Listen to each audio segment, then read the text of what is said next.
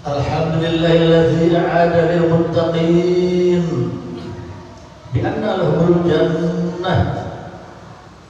Ahmaduhu subhanahu wa ta'ala wa ashkuruhu ala jami'i ni'amihi wa asyhadu an la ilaha illallah wahdahu la syarika lah syahadatu tunji qailaha min ahwali yaumil qiyamah. Wa asyhadu anna sayyidana Muhammadan abduhu wa rasuluhu wa habibul mab'uts ila sa'iril ummah. Allahumma shalli wa sallim wa barik ala 'abdika wa rasulika sayyidina Muhammad wa ala alihi wa sahbihi wa salatan wa salaman daimaini wa mutalazimaini illa yaumil qiyamah wa sallim taslima wa katsira.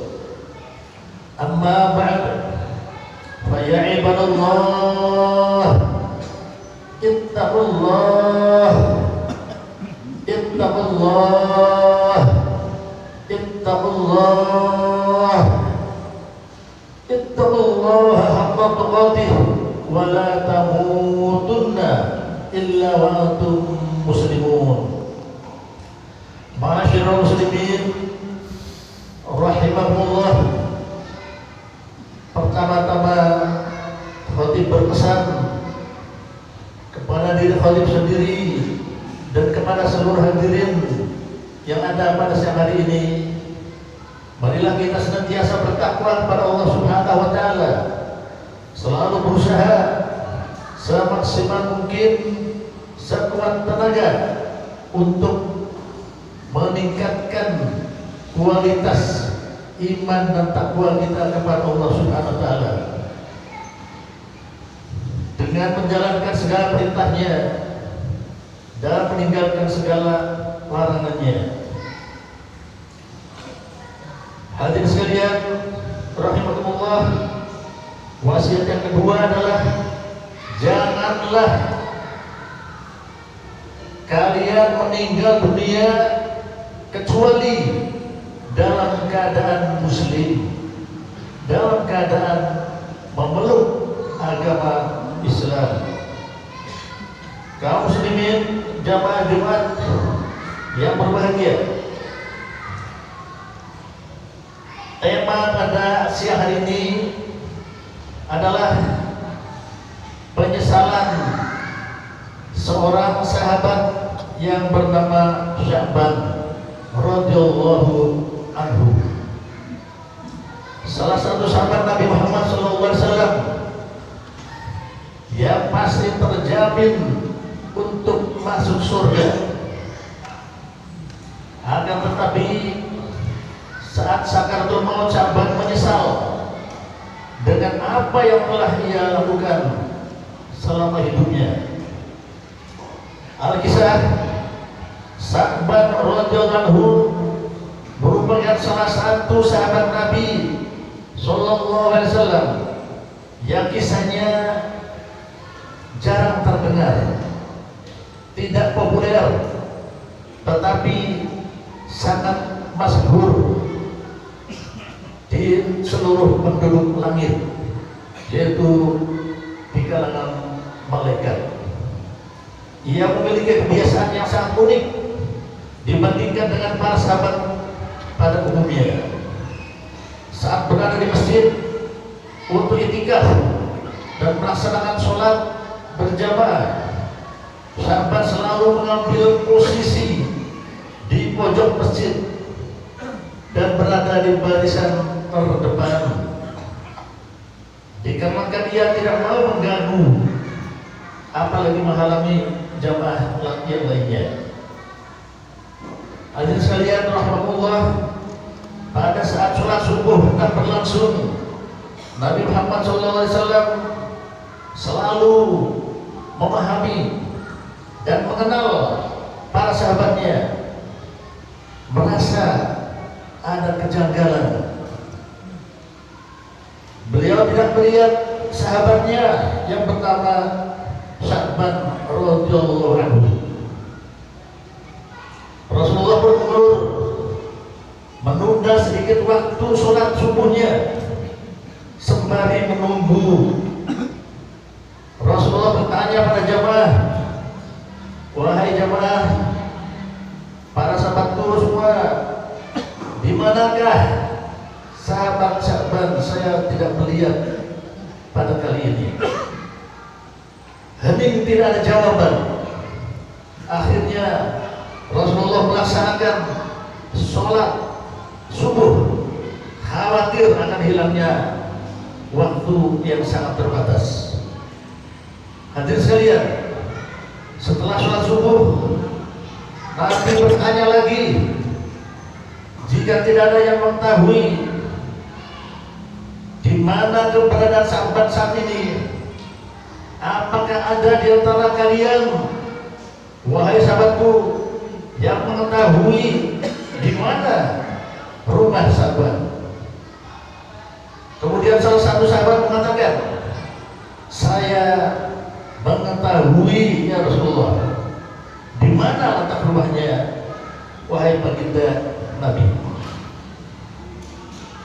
Perjalanan Rasulullah menuju rumahnya membutuhkan waktu yang sangat lama. Bersama-sama dengan para sahabat, Rasulullah menuju rumah sahabat. Setelah sampai rumah sahabat, Nabi mengucapkan salam.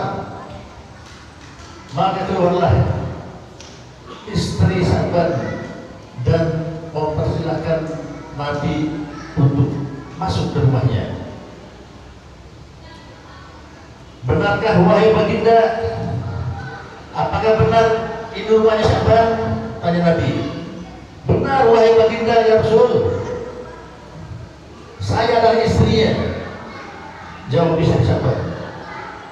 Bolehkah aku menemui sahabat saat subuh hendak sholat tadi? Aku tidak melihat sahabat di barisan terdepan. Jelas Nabi. Dengan meneteskan air mata, istri sahabat menjawab, ya Rasulullah, ia telah meninggal dunia tadi pagi.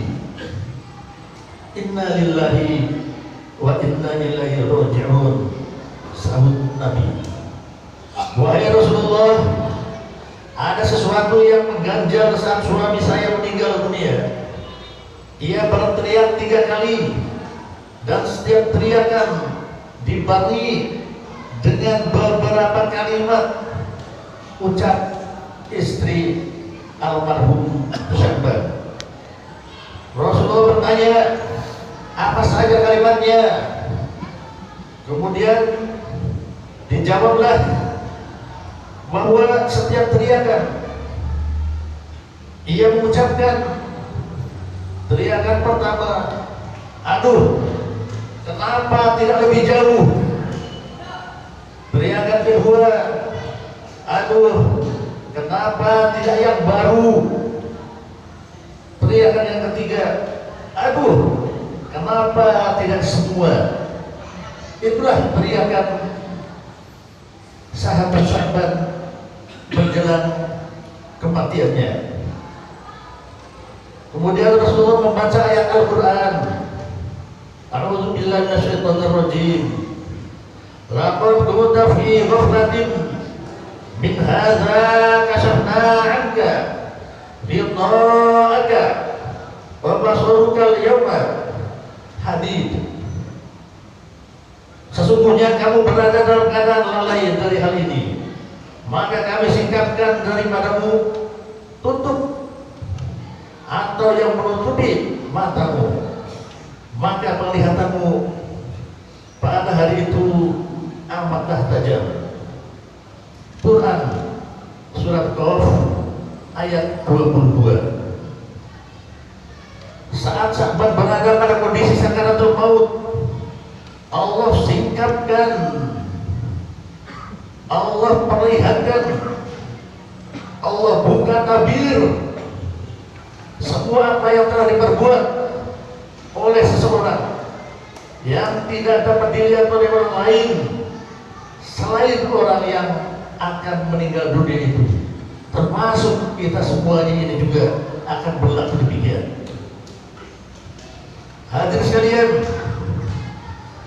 saat sakaratul maut itulah Allah akan memperjelas kepadanya gambaran yang jelas, yang terang benderang tentang surga yang telah dijanjikan untuknya. Disitulah Sa'ban mengatakan, aduh, kenapa tidak lebih jauh lagi? Timbul penyesalan pada Sa'ban. Kenapa rumahnya tidak lebih jauh dari masjid, sehingga ganjarannya akan lebih banyak lagi. Hadirin sekalian yang dirahmati Allah, saat membuka pintu surga, Allah memperlihatkan ganjaran untuk Sa'ban dari apa yang Sa'ban berikan bajunya kepada orang yang kedinginan saat hendak ke masjid. Sa'ban pun berteriak sambil mengatakan, aduh, kenapa tidak yang baru yang saya berikan kepada orang tadi? Karena pada saat itu Sa'ban hendak ke masjid, akan tetapi karena cuaca yang dingin, Sa'ban melapisi bajunya dengan beberapa lapis. Baju pertama adalah baju terbaiknya, baju kedua sebagai pelapisnya, baju yang agak lusuh, baju yang agak lama. Pada saat perjalanan Sa'ban bertemu dengan seseorang yang kedinginan dan memerlukan bantuan, maka Sa'ban memberikan baju yang lapis pertama itu, yang lusuh itu, yang baju lama itu kepadanya, sehingga ia pun mengikuti Sa'ban untuk bersama-sama sholat berjamaah menuju masjid Rasulullah Shallallahu Alaihi Wasallam. Itulah membuat Sa'ban menyesal. Kenapa tidak baju yang terbaiknya yang ia berikan agar ganjarannya lebih besar lagi? Hadirin sekalian rahimakumullah, selanjutnya Allah persilahkan Sa'ban melihat lebih dalam indahnya surga yang dijanjikan untuk Sa'ban. Maka semakin menjadilah teriakan Sa'ban yang teringat, di mana ia membeli roti yang utuh untuk ia santap, untuk sarapan. Akan tetapi di tengah jalan hendak pulang, ia bertemu dengan seorang yang kelaparan dan ia meminta makanan kepadanya. Akhirnya Sa'ban berikan sebelah atau sepotong roti itu untuk yang kelaparan tadi. Dalam terikannya itu Sa'ban mengucapkan, aduh, kenapa tidak semua roti yang ada itu untuk saya berikan kepada orang yang kelaparan? Hadirin sekalian yang dirahmati Allah Subhanahu wa taala, dari sini kita melihat bahwa apa yang Sa'ban sesalkan bukan karena perbuatannya, akan tetapi menyesal karena kurang maksimal dan kurang optimal ia dalam beramal soleh. Pertama, Sa'ban merasa jarak antara rumah dan masjid terlalu dekat. Menurutnya, padahal sebenarnya jarak rumah Sa'ban menuju ke masjid itu sangatlah jauh. Diperkirakan perjalanan jalan kaki dari rumah menuju masjidnya itu adalah memerlukan waktu perjalanan 3 jam. Hadirin sekalian, kalau kita bandingkan dengan keadaan kita yang sekarang, barangkali tidak ada rumah kita yang jaraknya dengan masjid memerlukan waktu 3 jam, bahkan mungkin 1 jam pun jarang-jarang. Dan marilah kita merenung bagaimana penyesalan kita nanti. Apa pertanyaan kita nanti? Apa yang kita jawab kepada Allah? Karena perbuatan kita amal kita mungkin masih jauh dari apa yang dilakukan oleh sahabat Rasulullah yang bernama Sa'ban ini. Perjalanan 3 jam, beliau selalu berusaha berjamaah sholat di masjid dan berada di saf paling terdepan. Mungkinkah kita setiap berjamaah kita berusaha dan kita memperoleh tempat yang terdepan dalam sholat berjamaah? Karena tempat terdepan ini adalah merupakan tempat-tempat yang istimewa dan lebih besar pahalanya, lebih besar keutamaannya dibandingkan dengan saf-saf yang berikutnya. Hadirin sekalian yang dirahmati Allah Subhanahu wa taala, Rasulullah bersabda, "Kullu khutbatin yahtuha ahadukum ila shalah yuktabu lahu hasanatun wa yukhanhu biha sayyatun." Setiap langkah menuju tempat sholat, menuju masjid atau mushola akan dicatat sebagai kebaikan dan sekaligus akan menghapuskan kejelekan. Sangat disayangkan kalau kita hanya sholat berjamaah di rumah atau sholat sendirian di rumah. Marilah kita bersama-sama berupaya sekuat tenaga dan berupaya semaksimal mungkin agar kita selalu sholat berjamaah dan kita berebut di saf yang terdepan. Kita usahakan untuk memperoleh berbagai macam keistimewaannya. Hadirin sekalian dan rahmat Allah SWT, marilah kita merenung sejenak. Mudah-mudahan kita semua dapat mengambil ibrah pelajaran mengenai kisah sahabat ini dan kita dapat meneladani untuk terus berbuat lebih baik dan berbuat lebih baik lagi, sehingga nanti kita tidak terlalu menyesal karena kita sudah berusaha semaksimal mungkin dalam perbuatan yang sebaik-baiknya. Barakallahu li wa lakum fil Qur'anil azim wa nafa'ani wa iyyakum bima fihi minal ayati wa dzikril hakim.